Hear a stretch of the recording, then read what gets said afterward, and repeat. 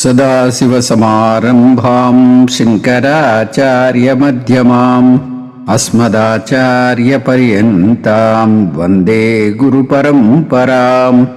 హరి ఓం శ్రీ గురుభ్యో నమః. హరి ఓం. రోజు గురు పూర్ణిమ, వ్యాస భగవానుని పుట్టినరోజు మనం ఈరోజు సెలబ్రేట్ చేసుకుంటున్నాం. దీన్ని వ్యాస పూర్ణిమ లేదా గురు పూర్ణిమ అంటారు. ముందుగా మీకందరికీ గురు పూర్ణిమ శుభాకాంక్షలు. ఈ శుభ సందర్భంగా మనం ఒక విశిష్టమైనటువంటి అంశాన్ని చర్చించుకుందాం. ఈ అంశం పేరు మెగా డ్రీమ్ మేనేజ్మెంట్. అంటే జాగ్రత్త అవస్థ ఇది కూడా ఒక కళే. ఇది భగవంతుడి కళ. స్వప్నావస్థ మనిషి కథ అయితే జాగ్రత్తావస్థ ఆ ఈశ్వరుడి కథ. అయితే కళ కంటున్నప్పుడు కళలో ఉండేటటువంటి అంశాలన్నీ అవి సత్యాలుగానే పరిగణిస్తాం. జాగ్రత్త అవస్థలో ఉండేటటువంటి అంశాలు కొన్ని వ్యవహార సత్యంగా స్వీకరించి కొన్ని మిథ్యగా విస్మరిస్తాడు జ్ఞాని. దీన్నే మెగా డ్రీమ్ మేనేజ్మెంట్ అంటారు. ఇలా ఏ అంశాన్ని విస్మరించాలి, ఏ అంశాన్ని స్వీకరించాలి అనే విషయం జ్ఞానికి బాగా తెలుసు. అదే అజ్ఞాని విషయంకి వస్తే జాగ్రత్త అవస్థ పూర్తిగా పరమ సత్యం. అతను ఏ అంశాన్ని మిథ్యగా విస్మరించడు. ఇప్పుడు మనం కొన్ని అంశాలను పరిగణలోకి తీసుకుని దేన్ని వ్యవహార సత్యంగా స్వీకరించాలి, దేన్ని మిథ్యగా విస్మరించాలి అనే విషయాన్ని పరిశీలిద్దాం. కలలోని దాహాన్ని కలలోని నీరు మాత్రమే తీర్చగలిగినట్టుగా కొన్ని అంశాల్ని మనం వ్యవహార సత్యంగా స్వీకరించాలి, కొన్నిటిని మిథ్యగా విస్మరించాలి. మొదటి అంశం వ్యక్తిగత భావాలు. ఇవి పూర్తిగా మనోకల్పితాలు. ఇవి రాగద్వేషాలతో కూడి ఉంటాయి. దీన్ని జీవ సృష్టి అంటారు. ఈశ్వరుడు సృష్టించిన ప్రపంచంలో రాగద్వేషాలు లేవు. అయితే మన వాసనల వల్ల మనకి కొన్ని ఇష్టంగా ఉంటాయి, కొన్ని కష్టంగా ఉంటాయి. రాగద్వేషాలు అనే కళ్ళజోడులోంచి ఈ జగత్తును చూస్తూ ఈశ్వర సృష్టిని కలుషితం చేస్తున్నాం. ఈశ్వర సృష్టిని ఈశ్వర సృష్టిగా చూడడం నేర్చుకుంటే ఈ జగత్తంతా ఒక నందనవనం అవుతుంది. రాగద్వేషాలు ఒక మిథ్యగా తోసివేయాలి. కాబట్టి వ్యక్తిగత భావనలను పక్కన పెట్టి సర్వత్ర సమదర్శనం చేయగలగాలి.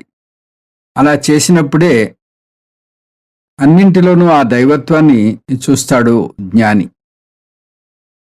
అదే అజ్ఞాని రాగద్వేషాలతో వ్యవహరిస్తాడు. ఇంకా రెండో అంశం మన జన్మదినాలు, ఇక్కడ ఉండేటటువంటి బాహ్య విషయాలు, వీటిని జ్ఞాని ఏ విధంగా తీసుకోవాలి. జన్మదినం అనేది వ్యవహారిక వేడుక. ఆత్మకి నిజంగా పుట్టుక లేదు, మరణమో లేదు. న జాయతే మ్రియతే వా కదాచిత్ అజో నిత్య శాశ్వతోయం పురాణః. ఈ విధంగా ఆత్మపరంగా చూస్తే జ్ఞానికి పుట్టినరోజు లేదు, మరణము లేదు. కానీ జ్ఞానాన్ని ప్రసాదించే ఈ భౌతిక శరీరాన్ని గౌరవించడానికి కుటుంబ సభ్యులు లేదా శిష్యగణం సంతోషం కోసం పుట్టినరోజును జరుపుకోవచ్చు. కానీ జ్ఞాని దృష్టిలో, జ్ఞాని మనస్సులో ఆత్మగా పుట్టుకకు మరణానికి అతీతంగా ఆ జ్ఞాని ఉన్నాడు. కాబట్టి జ్ఞానికి మానసికంగా పుట్టినరోజు లేదు. కానీ వ్యవహారంలో ఉన్నప్పుడు ఎవరైనా హ్యాపీ బర్త్డే అంటే వ్యవహార సత్యంగా దాన్ని స్వీకరించవచ్చు. ఇప్పుడు SIR ఏదో ఫిల్ చేస్తున్నాం, దాంట్లో మీ డేట్ ఆఫ్ బర్త్ ఏది అని అడిగితే నేను ఆత్మను, నాకు డేట్ ఆఫ్ బర్త్ లేదు అనడానికి లేదు. కాబట్టి ఎక్కడ మనం చావు పుట్టుకలను స్వీకరించాలి అంటే భౌతికంగా వ్యవహారంలో ఉన్నప్పుడు జనన మరణాలని స్వీకరించాలి. అదే భావనలో జ్ఞాని తను ఆత్మగా సదా రమిస్తూ ఉంటాడు. కాబట్టి చావు పుట్టుకలు అనేవి జ్ఞానికి లేవు. బాహ్య ప్రపంచంలో వ్యవహారాన్ని వ్యవహార సత్యంగా స్వీకరించాలి. ఆత్మ అకర్త అభోక్త, కానీ వ్యవహారంలో పనులన్నీ సజావుగా చేయాలి. వ్యవహారాన్ని వ్యవహార సత్యంగా పరిగణిస్తేనే మనం ఆధ్యాత్మికంగా ముందుకు సాగగలం. వ్యవహారం మిథ్య అంటూ సోమరితనాన్ని పోషించకూడదు. ఇంకా మూడో అంశము ఆరోగ్యం. ఆ జ్ఞాని ఆత్మలో రమిస్తున్నాడు కాబట్టి అతనికి శారీరక ఆరోగ్యం మీద ఎటువంటి అవగాహన ఉండాలి. శరీరాన్ని కూడా మిథ్యగా తోసిపుచ్చాలా? అంటే ఏదైనా వ్యాధి వస్తే దాన్ని నయం చేసుకోవాలా, చేసుకోకూడదా? అంటే దీనికి శంకర భగవత్పాదులే తన సాధన పంచకంలో చెప్పారు. వ్యాధిశ్చ చికిత్సతాం అన్నారు. వ్యాధికి చికిత్స చేయాలి. శరీరం అనేది పారమార్థాన్ని సాధించడానికి అవసరమైనటువంటి సాధన శరీరం, ఉపకరణం. ఇది ఒక వాహనం. మన ప్రయాణానికి ఆటంకం కలగకుండా వాహనాన్ని ఎట్లా రిపేర్ చేసుకుంటామో, ఎట్లా సంసిద్ధం చేసుకుంటామో, ఈ శరీర నిర్వహణ కోసం, ఈ సాధన కోసం శరీర ఆరోగ్యం కూడా చాలా చాలా ముఖ్యం. అందుకని వ్యాధిని విస్మరించవద్దు అని శంకర భగవత్పాదులు చెప్పారు. శరీర నిర్వహణ చేయాలి. యోగాసనాలు, మార్నింగ్ వాకులు మానకూడదు. అలాగని శరీరాన్ని ప్యాంపర్ చేయకూడదు. శరీరమే పరమావధి అన్నట్టుగా ఉండకూడదు. శరీరాన్ని ఎంతవరకు వాడాలో అంతవరకు వాడాలి. శరీరానికి ఎంతవరకు మర్యాదనివ్వాలో అంతవరకే మర్యాదనివ్వాలి. తర్వాత 4వ అంశము సామాజిక ఆధ్యాత్మిక ధర్మాలు. అంటే దానం, యజ్ఞం, తపస్సు మొదలైనవి తప్పనిసరిగా చేయవలసిన పనులివి. ప్రపంచం మిథ్య అనే నెపంతో దానం, తపస్సు వంటివి వదిలివేయకూడదు. భగవద్గీతలో 18వ అధ్యాయంలో 5వ శ్లోకం చాలా స్పష్టంగా చెప్తుంది. చిత్తశుద్ధిని కలిగించేటువంటి పనులు ఎట్టి పరిస్థితుల్లోనూ వదులుకోకూడదు. యజ్ఞదాన తపఃకర్మ నత్యాద్యం కార్యమేవ తత్ యజ్ఞోదానం తపశ్చేవ పావనాని మనీషిణాం. కాబట్టి ఈ ధార్మికమైన ఆధ్యాత్మికమైన కర్మలు చేస్తూనే ఉండాలి జ్ఞాని కూడా. 5వ విషయం బంధుత్వాలు, కుటుంబం. ఒక వేదాంతి కుటుంబం పట్ల తన బాధ్యతను ఎంతో గౌరవంగా నిర్వహిస్తాడు. నీటిలో ఉన్న తామరాకులాగా ఉంటాడు. అక్కడే ఉంటాడు కానీ ఆ మోహంలో పడిపోడు. భావోద్వేగాల అల్లకల్లోలంలో తడిసిపోరు. ప్రేమను ఆత్మ యొక్క బహుమతిగా ఇస్తారు తప్ప అహంకారంతో డిమాండ్ చేయరు. మన గురువుగారు అంటారు, మనోడు వచ్చి ఒళ్ళో కూర్చుంటే నేను అసంగుడను అని వాడిని తోసేయరు. వాడికి చక్కటి ప్రేమను బహుమతిగా ఇస్తారు. ఇక్కడ వ్యవహార సత్యాన్ని స్వీకరిస్తారు. అలాగని బాహ్యంగా పరుగులు తీయకూడదు. సాధ్యమైనంత ఏకాంత జీవితాన్ని ఏర్పరచుకోవాలి. అంతర్ముఖులవ్వాలి. ఆత్మనిష్టలో నిలవాలి. 6వది నైతికత, ధర్మము. నైతికత, ధర్మం గురించి జ్ఞాని యొక్క అవగాహన ఎలా ఉంటుంది? అద్వైతం స్వీకరించగానే మన ఇష్టారాజ్యంగా ప్రవర్తించడానికి అనుమతి లేదు. దీనికి భిన్నంగా ధర్మానుష్ఠానం, ధర్మబద్ధమైన ప్రవర్తన సహజ సిద్ధంగా జ్ఞానికి అలవడుతుంది. వేదాంతి అందరిలోనూ దైవాన్ని చూస్తాడు కాబట్టి ఇతరులకు హాని చేయడం అంటే తమకు తాము హాని చేసుకోవడం అని గ్రహిస్తాడు. నైతికతను, ధర్మాన్ని వ్యవహార సత్యంగా స్వీకరించి వాటిని జ్ఞాని పాటిస్తాడు. ఇక్కడ నైతికత, ధర్మంలో వ్యవహార సత్యం సత్యమే, మిథ్య కాదు. 7వది ద్వంద్వాల పట్ల సమస్థితి. గెలుపు, ఓటములు, పొగడ్త, తిరస్కారాలు, సుఖ దుఃఖాలు, ఇవన్నీ ద్వంద్వాలు.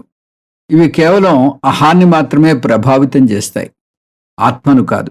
వేదాంతి ఎప్పుడూ అసంగుడిగా, అంటని సాక్షిగా ఉంటాడు కాబట్టి కిరీటమైన, ముళ్ళైన ఒక కలలోని భాగాలు అని తెలుసుకుంటాడు కాబట్టి వీటి ఆటుపోట్లకు గురికాడు. ద్వంద్వాలకు అతీతంగా ఎదిగి సమస్థితిని అలవర్చుకోవాలి. ద్వంద్వాలను మిథ్యగా విస్మరిస్తాడు. ఇంకా ఆచారాలు, భక్తి అంటే పూజ, స్వాధ్యాయం. స్వాధ్యాయం మన సంప్రదాయంలో చెప్పబడింది. జ్ఞాని సాధన చతుష్టయ సంపన్నుడు. జ్ఞానికి స్వాధ్యాయం గాని సగుణ పూజ గాని అవసరం లేకపోయినా జ్ఞాని సంఘానికి ఒక రోల్ మోడల్గా నిలిచాడు కాబట్టి స్వాధ్యాయం చేయాలి. గృహస్థ జ్ఞానులు లోక శ్రేయస్సును, లోకహితాన్ని కోరుకుంటూ సగుణ పూజ అవసరమైనప్పుడల్లా చేయాల్సి వస్తూ ఉంటుంది. అద్వైతంలోకి వచ్చారంటేనే ఈ స్టేజెస్ అన్ని దాటారని. ఇప్పుడు మళ్ళీ మనం ఇవి నేర్చుకోవాలా అనేటటువంటి ఒక చిన్న విమర్శ వచ్చింది. జ్ఞానోదయం పొందిన జ్ఞాని కూడా ప్రపంచ కళ్యాణం కోసం, లోకహితం కోసం పూజలు చేయవచ్చు. ఇది మనస్సు యొక్క క్రమశిక్షణను కాపాడుతుంది. సగుణోపాసనతో కూడిన ఆరాధన అవసరమైన సాధకులకు ఒక మార్గదర్శిగా నిలుస్తుంది. ఇక్కడ అవసరమైన సాధకులకు అని చెప్పడం జరిగింది. అవసరమైన సాధకులకు అంటే ఆ స్టేజ్ దాటిన వాళ్ళకి ఇది అవసరం లేదు.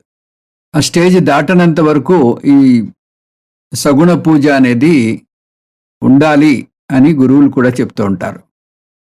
సగుణ పూజ అంటే మనం పూజాధికాల్లో ఇదిగో ఇప్పుడు మనం నేర్చుకునేటటువంటి ఈ మేధా సూక్తము, శ్రీ సూక్తము సస్వరంగా మనం పారాయణ చేయగలిగితే అది చాలా మంచిది.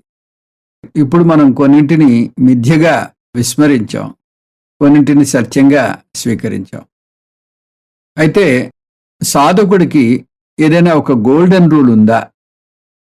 దీన్ని మిథ్యగా విస్మరించాలి, దీన్ని వ్యవహార సత్యంగా స్వీకరించాలి అని తెలుసుకోవడానికి అంటే ఉంది. శరీరానికి సంబంధించినవి, బాహ్య ప్రపంచానికి సంబంధించినవి, వాటిని వ్యవహార సత్యంగా స్వీకరించాలి. సామాజిక వ్యవస్థని కాపాడడం కోసం వ్యవహార సత్యంగా స్వీకరించాలి.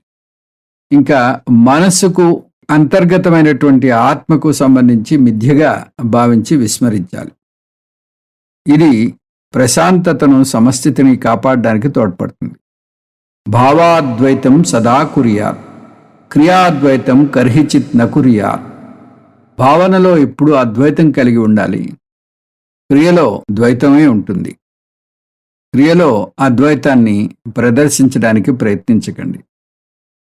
అజ్ఞాని జాగ్రత్త అవస్థను పరమ సత్యంగా స్వీకరించి దీనిలో వచ్చేటటువంటి ఆటుపోట్లలో పూర్తిగా ఇమిడిపోయి లేని కష్టాలను కొని తెచ్చుకుంటాడు. అదే జ్ఞాని. ఎక్కడ వ్యవహార సత్యంగా స్వీకరించాలి, ఎక్కడ మిథ్యగా విస్మరించాలి తెలుసుకుని ఈ మెగా డ్రీమ్ మేనేజ్మెంట్ చేస్తాడు. కాబట్టి జీవన్ముక్తుడిగా జాగ్రత్త అవస్థలో ఆనందాన్ని అనుభవిస్తూ ఉంటాడు. ఓం తత్సత్. సర్వం శ్రీకృష్ణ అర్పణమస్తు. ఓం పూర్ణమదః పూర్ణమిదం పూర్ణాత్ పూర్ణముదచ్యతే పూర్ణస్య పూర్ణమాదాయ పూర్ణమేవావశిష్యతే. ఓం శాంతి శాంతి శాంతి. హరి ఓం. శ్రీ గురుభ్యో నమః. హరి ఓం.